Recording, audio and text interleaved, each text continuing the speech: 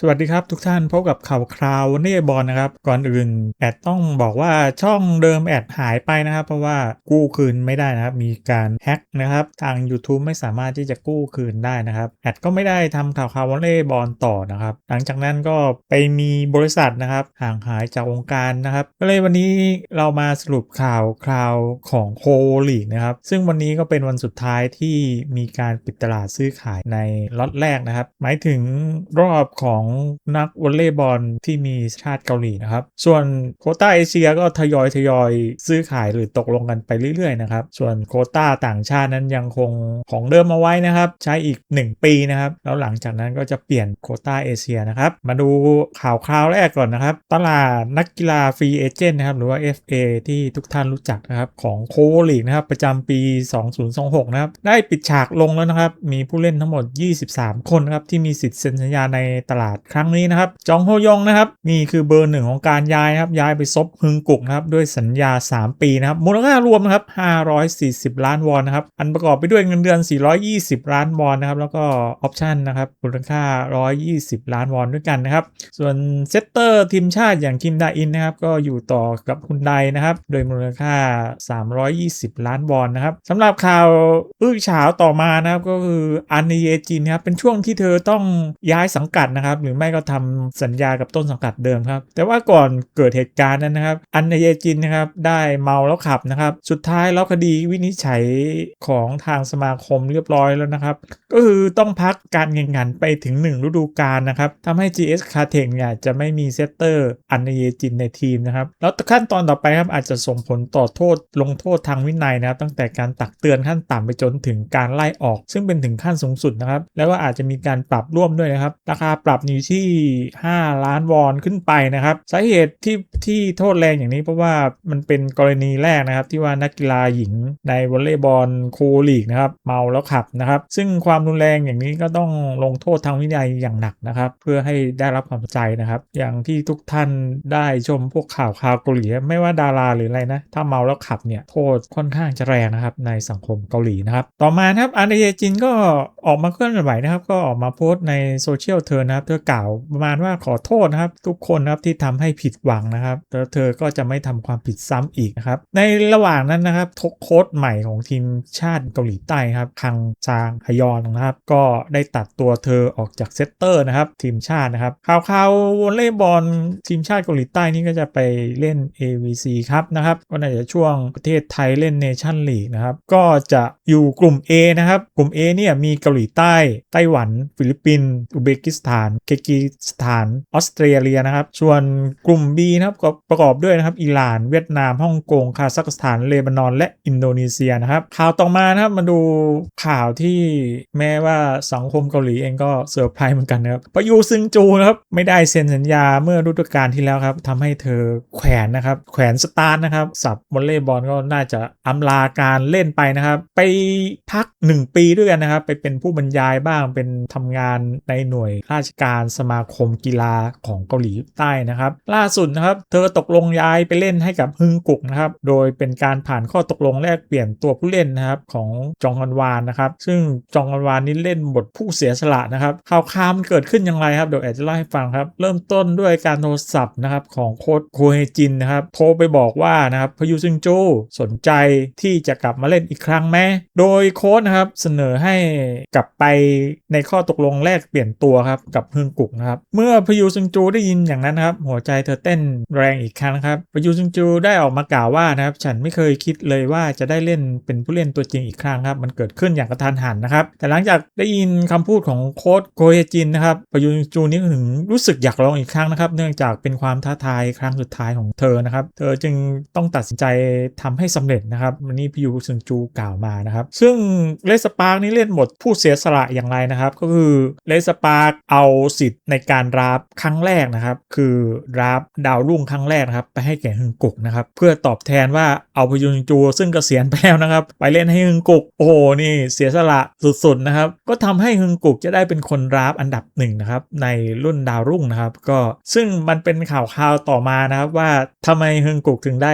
รับคนแรกแล้วทำไมพยูซึงจูจึงมานะครับมันเป็นข่าวกันต่อเนื่องนะครับเพราะว่าถ้าท่านสังเกตเห็นพวก U18 U20 ของเกาหลี หลีใต้จะมีตัวเด่นๆตัวสูงๆที่ว่าเป็นทายาทคิมนะครับฮึ่งกุกน่าจะได้ตัวนั้นมานะครับเราเอามาปั้นต่อคิมในแทนทีมชาตินะครับข่าวต่อมาครับเป็นข่าวที่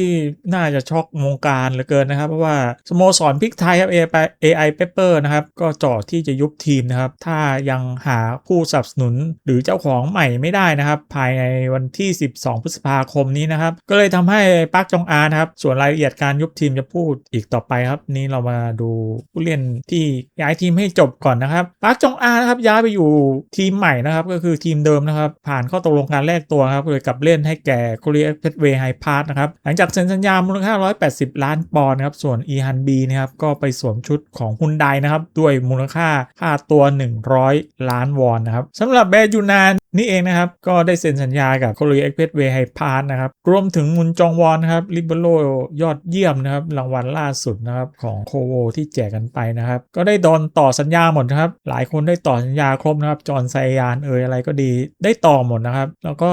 มีข่าวไปอีกด้วยว่าแบยูนาเนี่ยมีกำหนดจะย้ายไปที่ฮุนไดนะครับผ่านข้อตกลงแลกเปลี่ยนตัวนะครับเนื่องจากทั้ง2ทีมได้ตกลงเงื่อนไขการแลกเปลี่ยนเรียบร้อยแล้วครับการย้ายทีมของผู้เล่นจะเพิ่มเติมในอนาคตนะครับซึ่งไม่รู้ย้ายตอนไหนเราก็ไม่รู้นะอาจจะไปแทนป้าจกนะครับส่วนฮึงกุกพิงสไปเดอร์ครับต่อสัญญาแทบครบทุกคนแล้วครับเราเพิ่มเติมตัวใหม่เจ๋งๆนะครับโอ้โหก็คือกลายเป็นว่าคิมซูจีก็อยู่นะครับคิมซูจีก็อยู่แล้วก็จะเป็นไลน์อัพมิดเดิลบล็อกทีมชาตินะครับลีดาฮยอนนะครับแล้วก็ทางจองโฮยองนะครับแล้วก็อีกข่าวดีของโคโวลีนะครับหลังจากกินแอร์นะครับเซ็นสัญญาเป็นสปอนเซอร์สนับสนุนโคโวลีก1 ปีนะครับก็ไม่ได้ต่อสัญญาแล้วนะครับก็กลายเป็นบริษัทยักษ์ใหญ่อย่างฮึงกุกไลฟ์อินชูรันนะครับหรือบริษัทประกันชีวิตฮึงกุกนะครับเข้ามาร่วมเป็นผู้สนับสนุนวีลีนะครับโอ้โห3 ฤดูกาลนะครับทุกท่านเยอะเหมือนกันนะครับนี่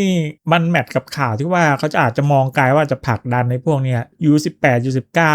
U18 U20 ของทางเกาหลีนะครับของเกาหลีนะมาเป็นเหมือนกับว่าสตาร์หน้าใหม่ในอนาคตครับก็เป็นช่วงที่ดีครับที่เกาหลีตกต่ำนะครับไปอยู่ลีกล่างครับซึ่งอาจจะ 2-3 ปีขึ้นมานะก็น่ากลัวเหมือนกันนะครับเรามาดูข่าวอีกข่าวหนึ่งที่ข่าวใหญ่นะครับเล่นใหญ่ครับฤดูกาลหน้าเนี่ยน่าจะสนุกนะสำหรับโคโวลีนะครับธนาคารอุตสาหกรรม IBK ครับแต่งตั้งนะครับมาซาโยชิมานาเบะนะครับเป็นหัวหน้าโค้ชนะครับโค้ชคนนี้เป็นอดีตโค้ชทีมชาติญี่ปุ่นครับที่พาทีมชาติญี่ปุ่นขึ้นอันดับ2ของโลกนะครับแล้วก็คว้าเหรียญโอลิมปิกครั้งแรกในรอบ28 ปีได้นะครับรวมถึงเหรียญทองแดงโอลิมปิก2012นะครับที่ลอนดอนและอันดับ5ในโอลิมปิก2016ที่ริโอเดจาเนโรด้วยครับแล้วก็โค้ชคนนี้ก็ยังช่วยยกระดับโลกจากทีมญี่ปุ่นนะครับจากนอกอันดับ10 อันดับแรกนะครับขึ้นมาอยู่ที่อันดับที่2ได้นะครับนี่ก็สุดยอดเหมือนกันนะโค้ชคนนี้ก็จะมาปะทะกับโยชิฮาระนะครับนี้เรามาดูข่าวสำคัญบ้างนะครับก็คือวงการหรือข่าวการรับตัวอย่างเสรีของผู้เล่นเอเชียนะครับตอนนี้ยังไม่มีการเซ็นสัญญาคนไทยเป็นทางการนะครับแต่ว่าโอกาสที่จะโมเมนต์ที่จะได้เซ็นคนแรกเนี่ยของประเทศไทยมีอยู่สูงนะครับโดยข่าวบอกว่านะครับโควต้าวอลเลย์บอลเอเชียครับเริ่มเข้มข้นนะครับการแข่งขันระหว่างสโมสรวอลเลย์บอลอาชีพนะครับเพื่อแย่งชิงผู้เล่นโควต้าเอเชียนะกำลังดุเดือดนะครับโดยเฉพาะอย่างยิ่งนะครับในลีกหญิงนะครับซึ่งผลงานของผู้เล่นเหล่านี้นะครับเป็นตัวแปรสำคัญต่อผลการแข่งขันของทีมครับแนวโน้มนี้ครับส่วนใหญ่เกิดจากการเปลี่ยนแปลงวิธีการคัดเลือกจากระบบดราฟต์ไปเป็นระบบแข่งขันแย่งตัวกันแบบเปิดนะครับสโมสรต่างๆไม่เพียงแต่เสนอเงื่อนไขที่น่าดึงดูดเท่านั้นนะครับแต่ยังใช้ความสัมพันธ์ส่วนตัวและเครือข่ายต่างๆด้วยนะครับธนาคารอุตสาหกรรมหรือทีม IBK แห่งเกาหลีนะครับเป็นหนึ่งในสโมสรที่กระโดดเข้าสู่การแข่งขันแย่งชิงผู้เล่นโควต้าเอเชียอย่างรวดเร็วนะครับหลังจากพลาดโอกาสเข้ารอบเพลย์ออฟนะครับอย่างหวุดหวิดในฤดูกาลที่แล้วนะครับ IBK ได้เซ็นสัญญากับตัวตึงนะครับมิวาโกะโอซานาอินะครับคนนี้นะครับเป็นอดีตตัวตบด้านนอกของทีมชาติญี่ปุ่นนะครับโอซานาอินะครับเป็นตัวตบระดับท็อปที่อยู่อันดับ8ในด้านการทำคะแนนนะครับเรื่องการตบเนี่ยอันดับ8ใน SV League ของญี่ปุ่นนะครับซึ่งถ้าตัดผู้เล่นตัวต่างชาติออกทั้งหมดนะครับใน8อันดับนี้นะครับเธอเป็นผู้เล่นญี่ปุ่นเพียงคนเดียวนะครับที่ติดนะครับส่วนการป้องกันของโอซานาอิแล้วก็การรับลูกก็ยอดเยี่ยมเช่นกันนะครับนี่ได้ไปคนหนึ่งแล้วนะครับสำหรับ IBK ครับตัวใดตัวตึงไปโอ้โหเด็ดเหลือเกินนะครับโค้ชญี่ ญี่ปุ่นทีมชาติญี่ปุ่นผู้เล่นตัวตึงอย่างโอซานะอิโอ้โหแล้วอย่างวิกตอเรียนันจากก็ยังอยู่ด้วยครับขาดตัวเดียวคือตัวเซตนะครับอาจจะเอาตัวเซตลุกครึ่งเกาหลีใต้ไม่รู้จะมาหรือเปล่านะส่วนฮึงกุกไลอินชูรันครับได้เซ็นสัญญากับจัสตินนะครับผู้เล่นเก่าของฮุนไดครับดึงมานะครับโดยผู้เล่น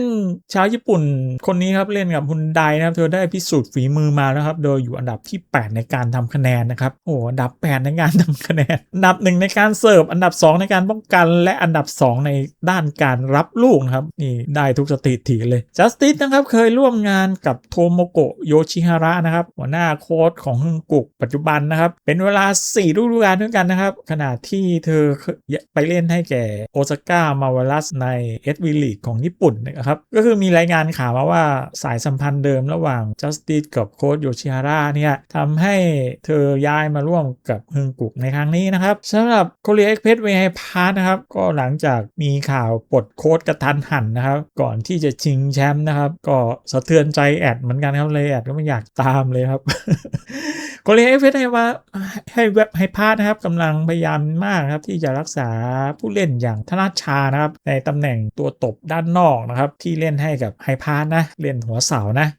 ซึ่งโมเมเนี่ยมีบทบาทสำคัญในการคว้าอันดับ1ในฤดูกาลปกตินะครับแต่ทั้งนี้ทั้งนั้นนะครับ GS Caltech ครับก็แสดงความสนใจในธนาชาเหมือนกันนะครับเพราะว่าอะไรรู้ป่ะเพราะว่าหาก GS Caltech เซ็นสัญญากับธนาชาได้สำเร็จนะครับจะทำให้ GS Caltech สามารถสร้างแนวลุกที่แข็งแกร่งนะครับร่วมกับจิเวลซินวาได้นะครับซึ่งจิเวลซินวานี้ก็เป็นตัวตีตรงข้ามชาวคิวบานะครับซึ่งก็ตอนนี้มีแนวโน้มที่จะต่อสัญญากับทีมนะครับก็คือเธอก็เอ่ยปากแล้วแหละว่าจะเซ็นสัญญานะครับคงไม่มีปัญหาครับสำหรับตัวจิเวลซินวานะครับส่วนการเซ็นผู้เล่นอีกคนที่เป็นข่าวโอ้โหข่าวเยอะมากนะครับดังๆทั้งนั้นนะครับเมกาวาเตครับผู้เล่นทีมชาติอินโดนีเซียกลับมาที่เรสปาร์กอีกครั้งนะครับโอ้ฤดูกาลเมื่อ2ฤดูกาลก่อนเมกาวาเตครองอันดับทุกหมวดเลยนะครับในการโจมตีนะครับยกเว้นการทำคะแนนรวมเท่านั้นนะครับที่ไม่ได้ครองนะครับแซงผู้เล่นต่างชาติด้วยนะครับมีข่าวรายงานว่าครับเมกาวาเตครับยื่นคำขาดว่าจะต้องได้เล่นทีมเดียวกับยมเฮียซอนนะครับเพราะว่าเมกาบอกว่าเล่นกับใครไม่ได้ครับต้องเล่นกับคนนี้ครับไม่งั้นก็จะแป๊กนะครับ นะครับนี่เป็นข่าวขำๆนะครับก็เลยกลายเป็นกดดันให้ทางเลสปาร์กต้องต่อสัญญากับยมเฮียซอนนะครับก็เป็นไปตามคาดนะว่าเซ็นสัญญาเมกาน่าจะ2 วันที่แล้วก็วันนี้ก็ก่อนปิดตลาดก็เซ็นกับยมเฮียซอนเรียบร้อยนะครับก็มาจับตาดูนะครับเลสปาร์กนอกจากโมเมธนาชาสุขสนแล้วก็ยังมีฮารุโยชิมามูระนะครับที่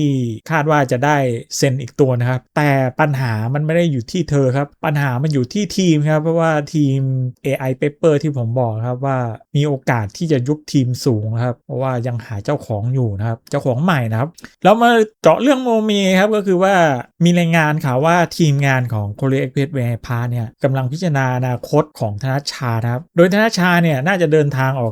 กจากทีมนะครับในวันที่11 เมษายนที่ผ่านมานะครับน่าจะออกจากเกาหลีหรือยังแอดไม่ทราบนะครับธนชานะครับได้รับข้อเสนอต่อสัญญานะครับนี่คือยื่นสัญญาไปแล้วครับสำหรับ Korea Express Way Pass แต่ยังไม่ได้รับคำตอบที่ชัดเจนนะครับก็อย่างที่แอดบอกไปครับพอตลาดเปิดเนี่ยผู้เล่นสามารถที่จะเจรจาเรื่องสัญญาได้โดยเสรีนะใครให้มากให้น้อยอะไรก็ว่าไปนะครับทำให้สโมสรต่างๆนะครับโดยเฉพาะเขตมหานครกรุงโซลนะครับแสดงความสนใจก็คือมีอยู่สโมสรเดียวนะครับก็คือทาง GS Caltech นะครับสนใจนะครับโดยทั้งนี้ครับ Korea Express Pass นะก็มีแผนที่จะเก็บทั้งโมเมแล้วก็โมมาเอาไว้นะครับซึ่งจะเป็น3ประสานระหว่างคังโซวีเหมือนเดิมนะครับแต่ก็ยังไม่ได้รับรายงานชัดเจนว่าโมเมจะให้คำตอบอย่างไรนะครับต้องรอเฝ้าตามดูข่าวอีกทีนะครับเจ้าหน้าที่สโมสรไฮพาร์ทยังบอกว่า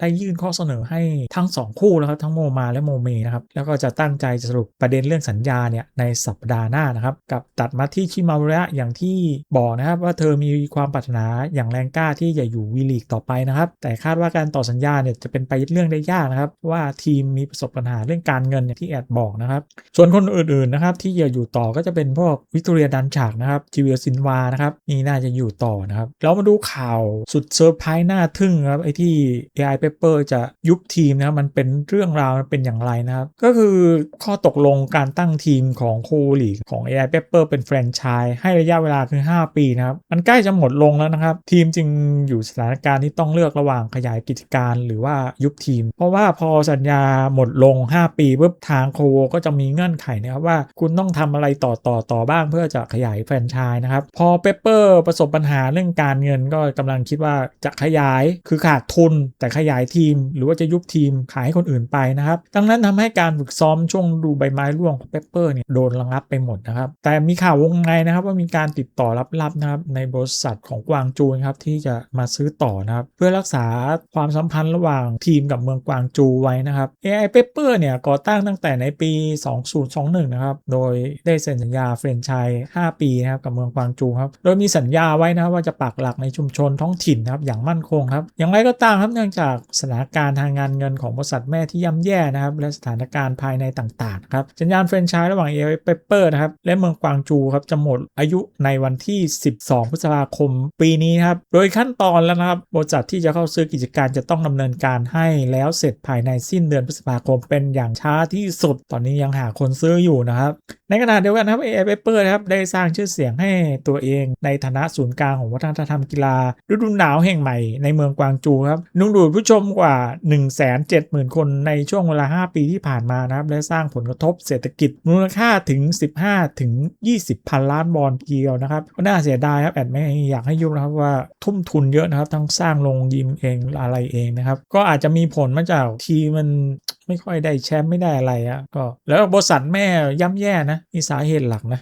สรุปแล้วนะครับที่สาเหตุที่แอดเลิกตามช่วงท้ายๆของโคลีกเพราะว่าช่องมันโดนแฮ็กด้วยไงแล้วก็จินแอร์นี่เหมือนจะแต่งตอรี่มานะครับก็คืออย่าง GS Classic อยู่ดีๆครับจากที่ 4 มาเกาะที่ 4 ใช่ไหมครับแล้วก็ทำคือเข้าเพลย์ออฟ4 ทีมเนี่ยมันก็เป็นประวัติศาสตร์นะครับไม่เคยมีมาก่อนนะครับแล้วที่ 4 ทะลุไปถึงที่ 1 นะครับโอ้โหนี่ก็สุดๆนะครับแล้วก็ทำให้ลียองแทครับเป็นโค้ชยอดเยี่ยมนะครับแล้วเป็นโค้ชยอดเยี่ยมที่ไม่เคยประกาศมาก่อนในรายการนะครับรายการที่มอบให้ผู้เล่น7 อันดับยอดเยี่ยมนะครับที่แอดเคยถ่ายทอดให้ดูนะครับลียองแทได้นะครับโค้ชไม่เคยมีใครให้ใครนะครับแต่แอดว่าลียองแทไม่สมควรได้ครับน่าจะให้